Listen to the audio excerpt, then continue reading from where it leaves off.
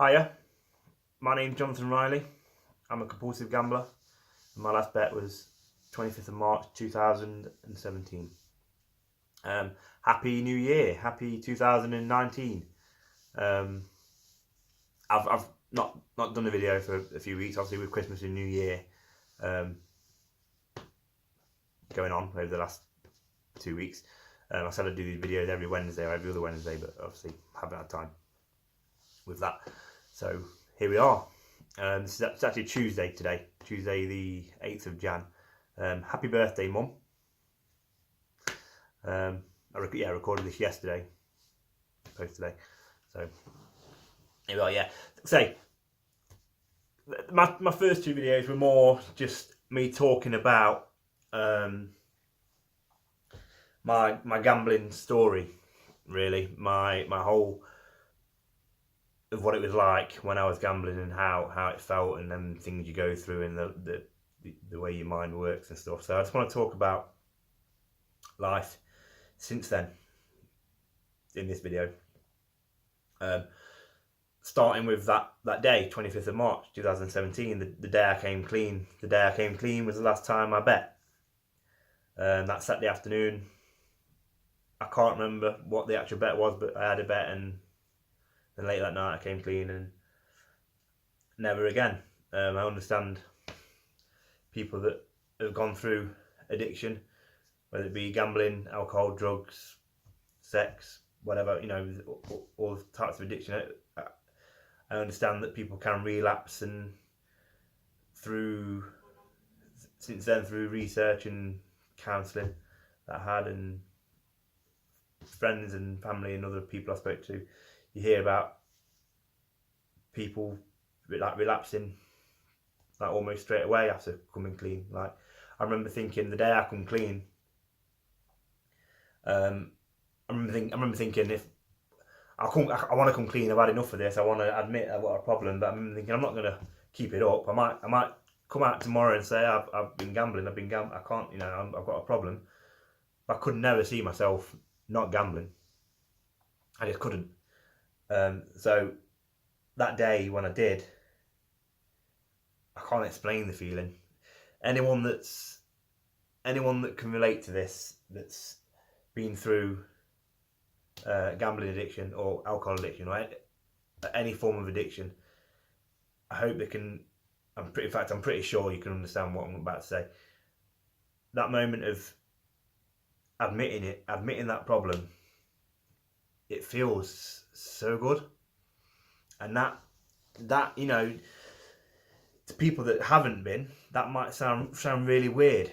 That might sound weird to anyone that hasn't been through a form of addiction. Me saying it felt so good, you might think, how can it feel so good admitting you've got a problem? But I'm telling you now, it felt so good that night when I had to admit it, because it's like the worries were just gone. Obviously, I had the financial worries to worry about, but I didn't have to keep lying and hiding this secret everywhere I went. You didn't have to make excuses to go and have a bet. I didn't have to hide my phone and hide, just my habits. I could hopefully go back to living the life I lived before this. So the days after coming clean, I remember getting in touch with, like I said in the last video, I got in touch with GamCare, and they put me on to, eventually did some counselling. Now counselling, it's the best thing I did, and I would advise it to anyone. I know there's people out there, I know there's other forms of help out there as such. There's Gamblers Anonymous, there's actual like therapists through the NHS, or therapists you can pay for, etc. There's there's so much help out there for addiction, mental health. Just go and find it. If you've got something going on, go. Don't be afraid to get on Google, whatever it is you've got going on. Google, like it's gambling. Just type into Google gambling addiction help, and the help is there. It is out there. You will find it. if it's alcohol, I'm sure if you type in alcohol addiction help, there will in your local town, city, it's going to be out there. I did counselling. It's the best thing I did, because that was my weekly thing, to go and do what I do here now. Just talk and just, because it's a really corny phrase, but it just frees your mind. You can just, like I said, it ties in what I said of letting, when I came clean, that it just feels good to just, well, to me it does. to me it feels, it feels good. Counselling helped so much. I had many sessions, and it helped me keep my mind on track. But eventually it has to stop. You can't have counselling forever, so it stopped. And so fast forward from counselling finishing to when I first started doing videos, like I said, I'm having a bit of a tough time mentally and whatever. I started to want to find something, so that's why I started doing this. But I want to talk about addiction as a whole, not just gambling. I want to talk about addiction as a whole. Like, I'm not an expert. I don't want to ever start making out like I know all the science behind how the brain works. But through my counselling, through research, through what I do know anyway, and I understand that your brain works on chemical imbalance. If there's a chemical imbalance, then there's an issue, and this is where addictions can form. And I've been looking into this a lot, and I started to think like, I'm not gambling anymore, but is there something else going on? Is there something else that I might be addicted to? There's something else I could get addicted to. I said to my girlfriend recently, I said, because of what I've been through, I could see myself getting addicted to something else really easily. I know I'm not going to gamble again. Well, I say that, I would like to think I'll never gamble again. But you have to just take it every day as it comes. And other people that have been through this will understand what I mean by that. If you can go to bed at night and know you haven't gambled that day, then you've been successful. I don't necessarily mean you have to think about it every night. I don't literally get in bed every night and go, well done, John, you haven't had a bet today, you know.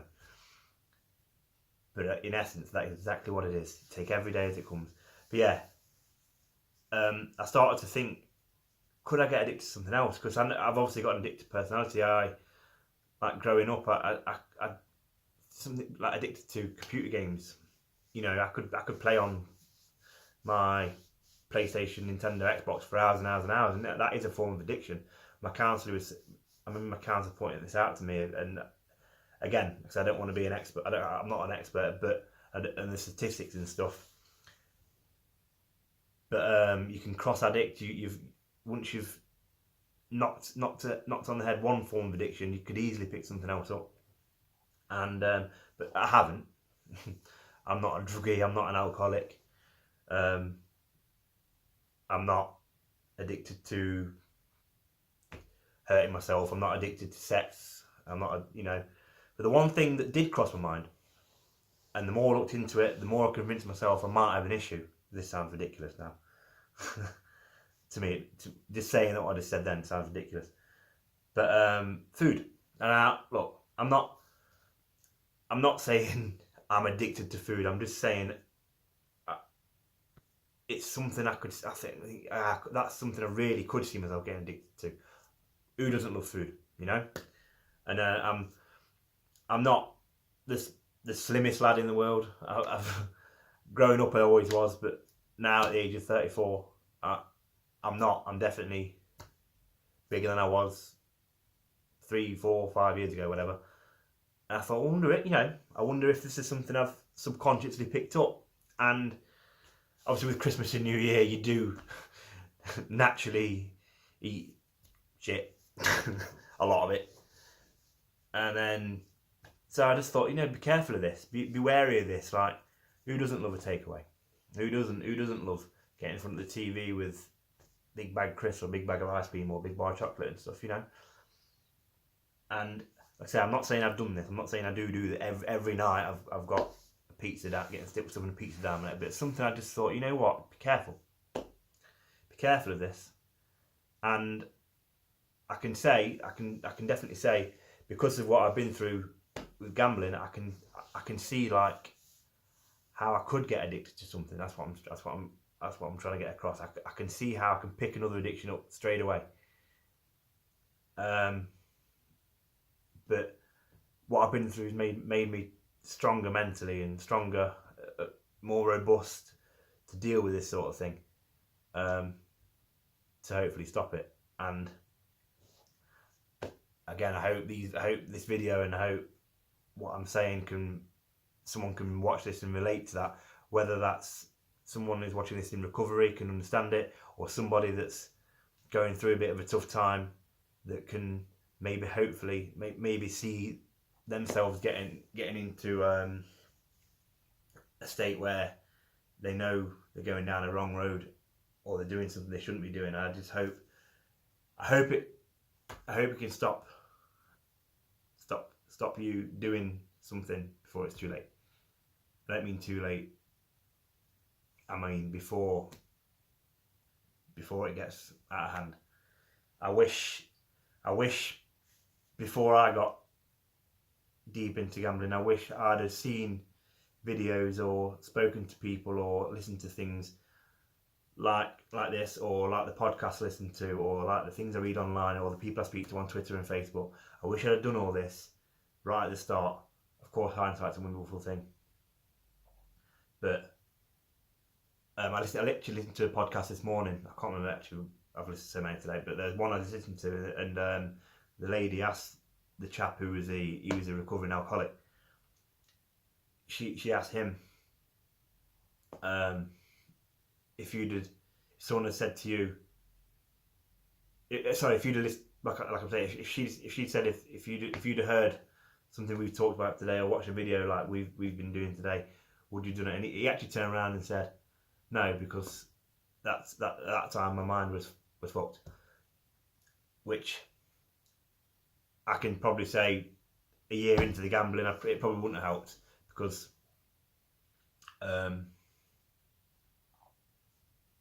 like when you've got a problem, you've got that problem, and even when you know you've got the problem but you can't get out of it, that's the worst thing. When you know what you're doing is wrong, you can't get out of it, that's the worst thing. But what I meant by what I said a minute ago was, right at the start, before it got out of hand, if I can take myself back to that first night I had a bet, if I'd have watched something like this or listened to something like this or read something and seen the implications of it and what could happen, I'd have stopped there and then. I'd have stopped myself there and then. And I just hope this can do the same, basically. So yeah, that's pretty much it for this one. Like I said, I had 2 weeks off, and I've just had all sorts flying through my head that I wanted to get out there, and I probably missed a few things out. So I'll put them in for next time if I think of them. Like I said, I don't want to write stuff down. I just want to come across like I'm just having a chat, rather than point one, here we are, point two, here we are. I just wanted to just talk as things come to my mind and whatever. So yeah, that's this video for now. Thank you, and see you again next time.